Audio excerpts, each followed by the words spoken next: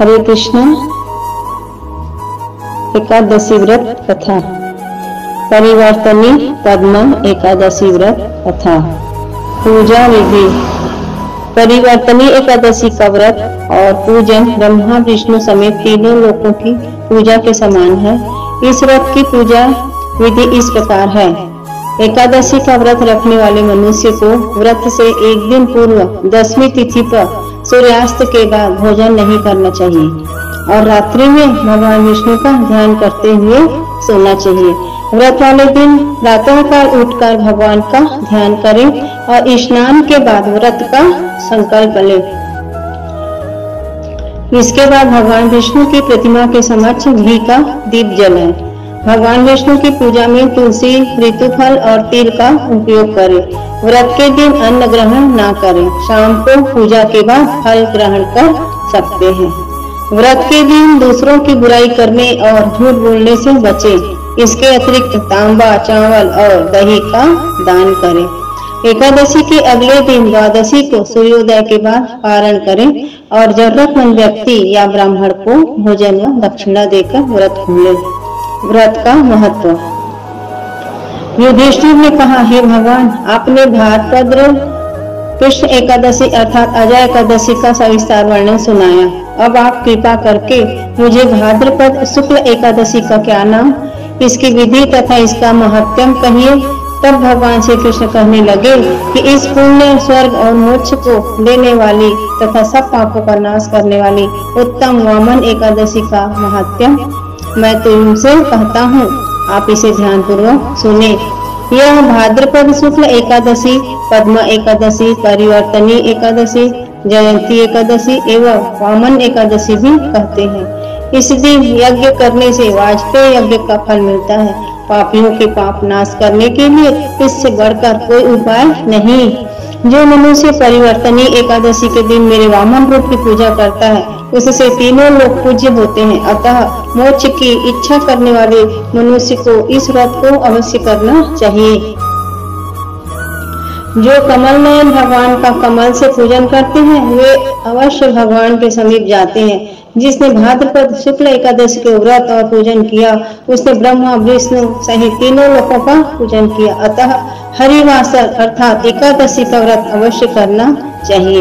इस दिन भगवान करवट लेते हैं, इसीलिए इसको परिवर्तनीय एकादशी भी कहा जाता है। भगवान के वचन सुनकर युधिष्ठिर बोले कि भगवान, मुझे अति संदेह हो रहा है कि आप किस प्रकार सोते और करवट लेते हैं तथा किस तरह राजा बलि को बांधा और वामन रूप रखकर क्या क्या लीलाएं की।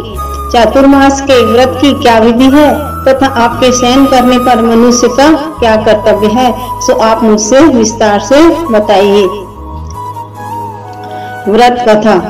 श्री कृष्ण कहने लगे कि हे राजन, अब आप सब पापों को नष्ट करने वाली कथा का श्रवण करें। त्रेता युग में बलि नामक एक दैत्य थे।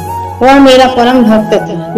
विविध प्रकार के वेद सूक्तों से मेरा पूजन किया करता था और नित्य ही ब्राह्मणों का पूजन तथा यज्ञ के आयोजन करता था। लेकिन इंद्र से द्वेष के कारण उसने इंद्रलोक तथा सभी देवताओं को जीत लिया।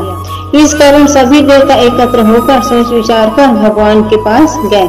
बृहस्पति सहित इंद्रादिक देवता प्रभु के निकट जाकर और नतमस्तक होकर वेद मंत्रों द्वारा भगवान का पूजन और स्तुति करने लगे। अतः मैंने वामन रूप धारण करके 5वां अवतार लिया और फिर अत्यंत तेजस्वी रूप से राजा बलि को जीत लिया। इतनी वार्ता सुनकर राजा युधिष्ठिर बोले कि हे जनार्दन, आपने वामन रूप धारण करके उस महाबली दैत्य को किस प्रकार जीता। श्री कृष्ण कहने लगे, मैंने वामन रूपधारी ब्रह्मचारी बलि से 3 पग भूमि की याचना करते हुए कहा, ये मुझको 3 लोक के समान है और हे राजन, यह तुमको अवश्य ही देनी होगी।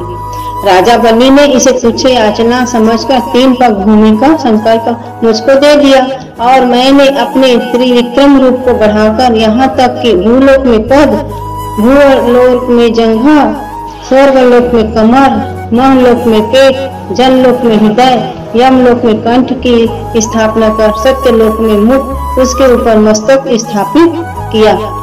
सूर्य चंद्रमा आदि सब ग्रह गण योग नक्षत्र इंद्र आदि देवता और शेष आदि सब नामगणों ने विविध प्रकार से वेद सूक्तों से प्रार्थना की।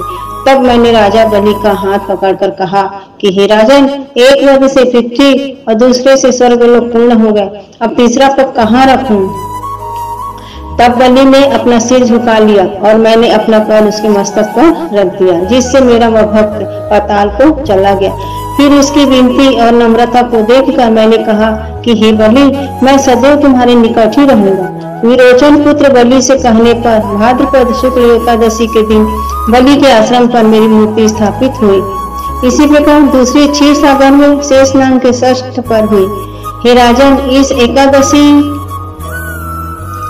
इसी प्रकार दूसरी क्षीर सागर में शेष नाम के पष्ट पर हुई। हे राजन, इस एकादशी को भगवान शयन करते हुए करवट लेते हैं, इसीलिए तीनों लोकों के स्वामी भगवान विष्णु का उस दिन पूजन करना चाहिए। इस दिन तांबा, चांदी, चावल और दही का दान करना उचित है।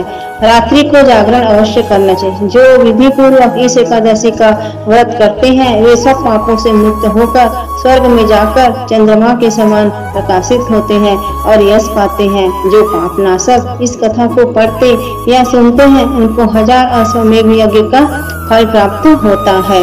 बोलो एकादशी व्रत कथा की जय। एकादशी माता की जय। हरे कृष्ण माता जी।